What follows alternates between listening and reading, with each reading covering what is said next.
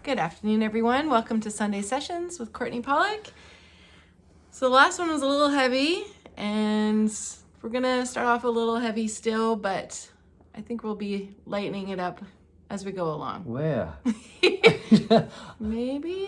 I made a few notes, but so anyway, yes. But it's real life. It's what happened with Right. Courtney's life, and we want to share it with all of you guys. So I'm gonna let him take it away. Thank you, Heidi. Okay. We'll be as upbeat as possible.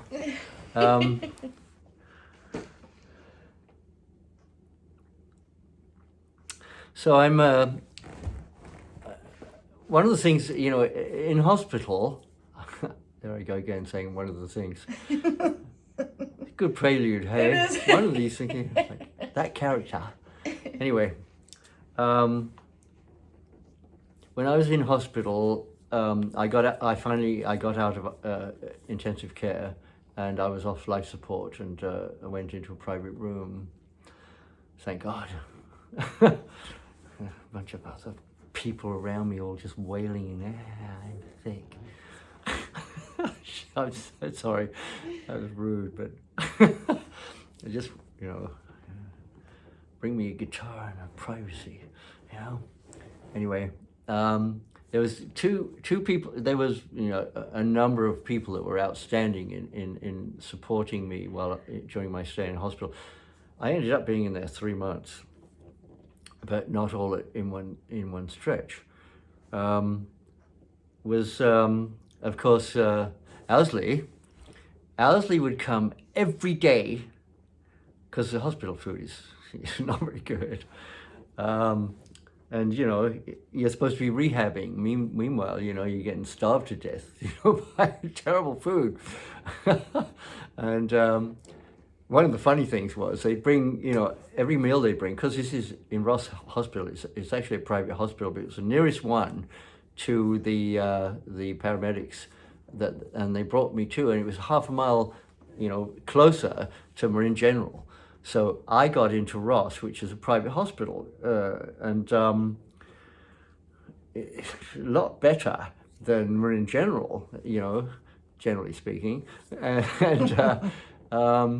So when they bring a meal, now I just lost a bunch of my liver, and I'm just like, they bring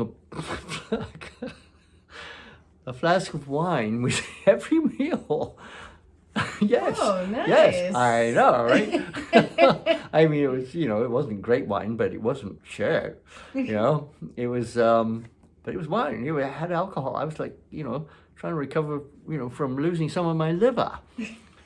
But I didn't, mention that to the nurses that brought my. I said, "Oh, thank you so much," And they said, "What? You don't like your wine? You're not drinking your wine." I said, "Well, no." They said, "We can get you some better stuff." Yeah. Nice. I would like some better stuff, but really, I just knew that I my liver was compromised.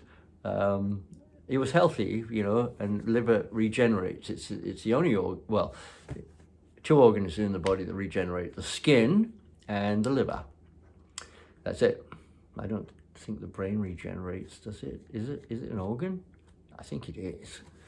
Yeah, it's got to be an organ. What else could it be? It's not a muscle. Yeah, So anyway,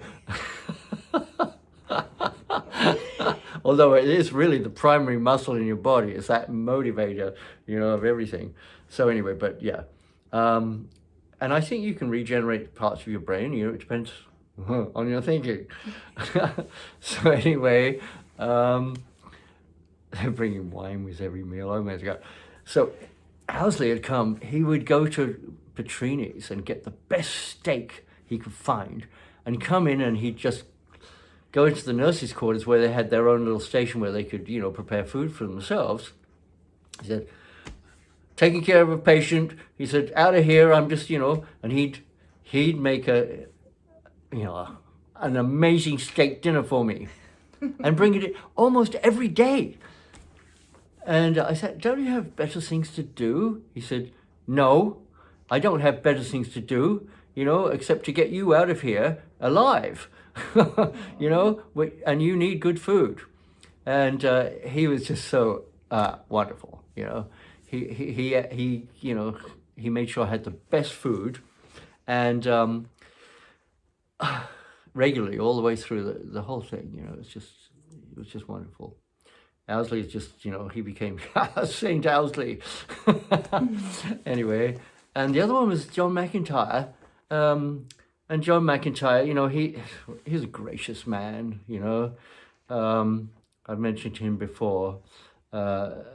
Such a such a great image for the Grateful Dead, you know, as this tall, naturally blonde, handsome, educated, and elegant man. With, you know, he had savoir-faire. You know, he really knew how to deal with people on all levels, but he was a really good negotiator and a deal maker. And, you know, of course, he could talk his way into anything because, you know, he was a born star.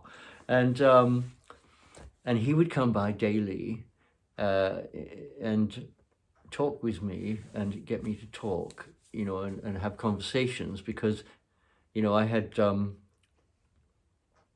know, you have a danger of your, you know, losing your wits, your sharps, you know, because you get so low down and you know you have to activate stuff.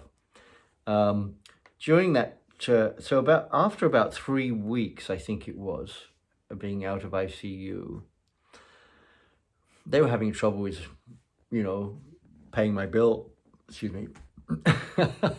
Well, I'll get to that later, but because you know the United States don't have, you know, medical care for people, for their citizens. You have to pay for it, you know, and it's really expensive. Most people can't afford it, you know. I mean, the richest country in the world, they don't cover their people with, you know, for. I'll go down that road. I'm already down that road. It's like, anyway. After about 3 weeks, it was about 3 weeks, and you know, I said to my surgeon, came and visited me. He said, "How are you doing? I see you're still having trouble. You know, you're kind of like asking for the pain meds and stuff like that." And I said, "Yeah, it hurt. You know, it just aches, and I can't. You know." It's like, I said, "So if I quit the pain meds," he said, "well, then you'd be out of here in a week." I said, "Really?" He said, "Yeah. Because they're just another poison, another toxin that your body's having to deal with. If you just quit the pain meds, you can just bear up and just get, you know, you'll be out of here." And sure enough, 10 days later, I was out of there. Another thing that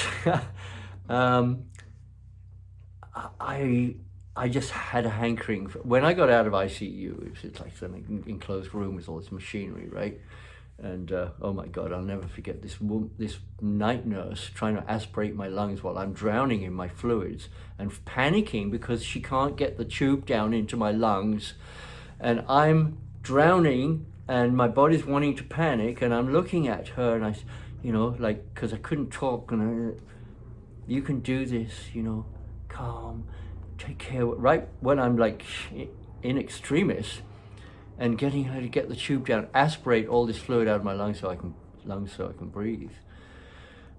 Terrible. Happened, you know, 2 or 3 nights. It was a nightmare. And anyway, I'm out of there, and in this private room, and I can see out the window, and there's just, you know, this lone tree in a courtyard, but it's the first tree I'd seen in what seemed like an eternity, right? Because I'd been, you know, in a death's door, and you know, it's a long dark time, and it's like, the tree, you know, it's so good to see a tree. And then I would get the rhythms of the day and see when the shift change happened and all this stuff, and figure stuff out from my hospital bed. And when, you know, right at the shift, right after the shift change, everybody's, you know, and I would unhook myself from all the machines and everything, you know, and I'd go off down the corridor and I'd get out this side door, and I'd make my way up on the hillside and sit under this beautiful big tree. Not the one I could see from the courtyard, in the courtyard, because that was surrounded by concrete. This is on the back of the hospital, and it's up on the hillside. And I'd sit under this beautiful eucalyptus tree, in the center of the eucalyptus, and I'd sit there and I'd go, yeah, well, if must be, I'll just die here, screw that in there, I'm just, so every day I'd make my way up onto the hillside, and the exercise and the whole thing, it was restoring me, restorative. And of course, they knew I was doing it. They just let me do it because I needed to do it. And eventually, I got off the machines, off the aquarium. They bloody great, like a giant fish tank called the aquarium, and all this, fluids going through it, and all the tubes and stuff, aspirating these areas and this. I was like, oh God, crunch of machines. Oh my God. Anyway, finally, I'm being released, and my girlfriend Deborah Brady, who is my first girlfriend, which I talked about in the very early days of California, the very first days. Becoming my, when I was doing the meditation, and she, decided that I needed to get off celibacy and get laid, and this girl showed up in this cabin in the woods, out of the blue, right when I made the decision. There's a knock at the door, and there she is. That girl, she comes and picks me up, takes me to her apartment in San Francisco, and now she's become a hotelier. She's like parlayed her antique store into a hotel. And she's doing great. And I said, don't you have a husband? She said, yeah, he's in,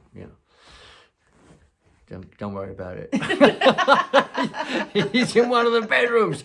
And I said, so, I said, I'm not, as strong as I was. And he said, we'll get you back in shape. So anyway, she was terrific. And, but I remember, when I got in her car and we, drove out, and it was like, you just got, it's a regular car, and you go, every bump was like, oh my God, it was like I was getting punched all over, it was like my body was so fragile after being, a lifetime of being just an athlete, hard as nails. It was, anyway, little by little it comes back. And so I ended up living out at Thayer's Ranch, which used to be the Clearlight. It actually still was the home of Dennis Kelly, where I used to get the Clearlight LSD, the window panes, and trade with him. And now he's in Tibet, and Thayer's kind of just living there and elsewhere too. But it's like it's out there. It's out there in.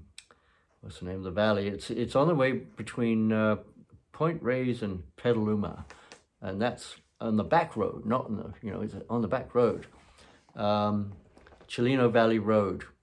Chileno Valley Road is just really out there, and there's this ranch in the middle of nowhere, and it's got no real toilet. It's got an outhouse, and I don't have a vehicle. My Mercedes was in the shop. When I crashed, I was driving the Honda, which was, if I'd been in the Mercedes, probably we would have survived just fine. Anyway, so that was kind of tough, and I was alone out there, without a car, without a phone, and without a toilet. Without a proper toilet, anyway. There was water, but I don't think there was any hot water. And I've got all these tubes in me, and I'm having to, aspirate these internal areas where I had got, anyway. I missed a step, an important step. They let me out, I was out there, and yeah, I had to do all this aspiration and stuff like this, and then I went into a week later. I went in to be checked out at the hospital to see how things are going. I had to hike my way, 45 miles from the deep countryside all the way into the hospital, and it was 40 something degrees out. It was, it was as hot as it was so hot, and it was just, and I was weak and dragging and pretty shaky, and it took me 3 hours to get to the hospital, and now I'm sitting in the waiting room, and I'm in bad shape. My temperature's, I can tell I'm just like, and I'm sitting there, and after about an hour, it so happened that my surgeon that worked on me, the general surgeon, not the lung specialist, but the general surgeon, he walked in and saw me and did a double take, and he rushes over and he goes, "Oh my God, get this guy a bed right away." And he said, "I'm sorry, we can't do that. He doesn't have his insurance." And he said, "You're going to let him die in the waiting room." He said, "Get him a bed on me right now." Oh, wow. And they got me a bed, and my temperature's 106. And they packed me in ice, and they, and put me back on the big, aquarium and cleansing this. What had happened was the emergency operation, which lasted 6 hours, had left a virulent staph infection. One of these really bad ones, and so it was going to kill me. And he took it upon himself to find me a room, and I was in there almost another 3 months. Yeah, and but I eventually recovered, and that was during that time when Al's is cooking steaks every day. McIntyre's coming and talking with me, anyway, I'm out, and Deborah's, and I'd hobble down to the coffee shop. I'm back into this life, and eventually, I got out of San Francisco, and I went to stay with my friend Steve. He had this place in kind of secluded.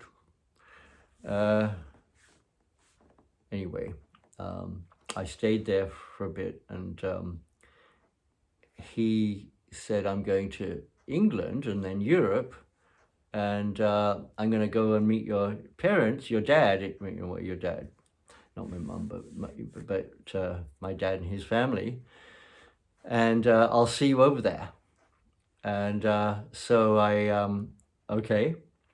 And he preceded me by about a week, and I called him up 4 or 5 days into his visit over there, and I said, "How's he going?" He goes, "Well, I'm everywhere we go, they give me a pint of beer." And he's not a drinker. And I said, "You're absolutely sozzled, snozzled, whatever it is." And and he's like, I said, "You don't have to have a pint. You can get a half pint." "Why did somebody tell me?" I said, "You actually don't have a drink at all. You can have a soda water." "I just don't want to be unhospitable." Oh my God. I said, duh. I said, "I'm coming over to rescue you right now." And I was on a plane 24 hours later. And when I met up with him, he was just fried. So from the moment he got there, my dad was, plying him with gin and tonics, and then going out on pub crawls to all these, famous pubs all over the countryside of Oxford and Buckinghamshire, and all of these, famous and historic places. And I said, "Dad, I don't know whether you noticed, but he can't, take his drink." He said, "Yeah, he got a little slurry." I said, "He's just not a drinker, It's like, yeah. Anyway, anyway, Steve eventually took off and went to other parts unknown. You know, he was a great adventurer. He'd go off to, you know, really remote parts of the world. I think he went to China. Anyway, and then I stayed at my dad's, and Sue, lovely girl, I mentioned that I'd met her early on in my life, you know, and she's only 2-3 years older than me. And they've got 6 children now, rugrats. They're crawling the walls, they're climbing, you know, they're everywhere, you know. And you go into the house, and it's just like bedlam, you know. There's all these kids screaming, crying, not crying, they're just like, you know, all taking care of each other. And it was, oh my gosh. And Sue's just like, you know, making food. My dad's like on the phone, and he's, you know, having another cup of tea or coffee and smoking a cigarette and, you know, doing his office work for the next gig. You know, they're doing the catering, you know, the catering set. And said, you know, would you like to work, you know, the catering set tonight, Courtney? I've got a tuxedo that'll fit you. I said, well, of course you do. We're identical. I said, just don't give me one that's 100 years old. So anyway, I went off on this catering set with my dad. I was still a bit cropped up, but I'm doing okay. It was really fun. It was a wedding or something, you know. We're doing the catering, and it was, you know, we're at Skindle's. It's really upscale. It was the most upscale restaurant in England at the time. It had the only gambling casino under the restaurant, and there's a whole story that goes along with that. But so I get, you know, I'm in my livery, I guess, you know, just like serving people, you know, serving these asses, you know. Most of them were nice people, you know, but there's one table I had, this guy is just like, the whole table is enthralled to this ass, you know. He's like loud and you know, just a sort of a guy. And and so I could see everybody was just like, you know, catering to him, and you know, and he was like roaring, and you know, I was like serving and stuff like that. And then I had to clear up, you know, and he's like, get rid of that, would you? And I went, oops, like that, and I just threw everything in my hands, all in his lap. I went, oops, no. Sorry, I'll send somebody to clean you up. Everybody at the table just like lit up, and they were like, it was like so funny. It probably wasn't, you know, the best for the business, but you know, like, I don't care. You know, this guy actually really had it coming. And yeah, he's like, oh, they left pretty quick after that. And anyway, so it turns out that Skindle's, now my brother had developed this restaurant in Bristol out of university. He'd met these people, and they had what essentially was a no-name restaurant. It was just a door in a brick building with no name, and it was appointment only. And they had developed one of probably the best restaurant in England food-wise. It was so classy. There were several rooms, and every room had a different era, a different period. Like you know, and the detail in each room was so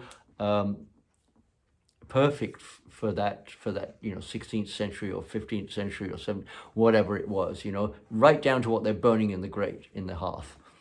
And you know, the style of food and the trappings of the room, it was amazing. It was truly amazing. This, you know, it was, I said, wow, Chris, how did you pull? He said, I found I was really good at cooking, and I met the right people.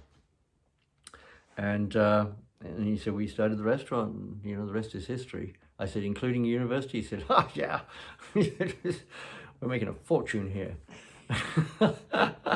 And he said, we're booked a year in advance, you know. And eventually, my dad and I, and Jenny, my sister, went down there and, you know, to experience the restaurant. And it was super. It was absolutely super.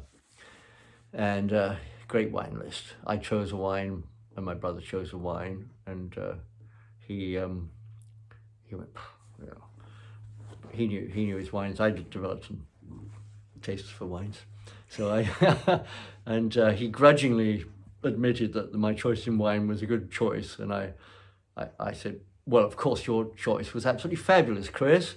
He said, do not patronize me. That's my younger brother. Anyway, it transpired that the actual Skindle's business, the restaurant and the casino was kind of, part of it, really. Was my dad was offered because he was doing the catering, and he was offered the management and running of the restaurant, and of course, part associated with the casino. Well, of course, it was run by mobsters. Who'd have thought it, right? It was, some kind of, British mafia. Nah, never heard of such a thing. Anyway, so he was like, yeah, we can do it. Chris is a great chef, and, Courtney can be the front man. And I was like, yeah, I could do that, And so there's Chris and I up there, and we're in the restaurant, and we're talking with the other bosses and stuff like this. And they said, of course, the chef, he's in charge. He runs the show because he's the one that's bringing in the money. I said, I thought alcohol and gambling brought in the money. And they said, don't be smart. The chef was in charge, and my dad looked at me and said, Courtney, Chris will be your boss, you know that? I said he can, I can deal with that. Shut up, Chris. Anyway, I would have done it. Chris eventually backed out. He said, no, I have a great life in Bristol with all my friends, and, a big opportunity like this, but, I'm really not ready for it. So anyway, we didn't do it.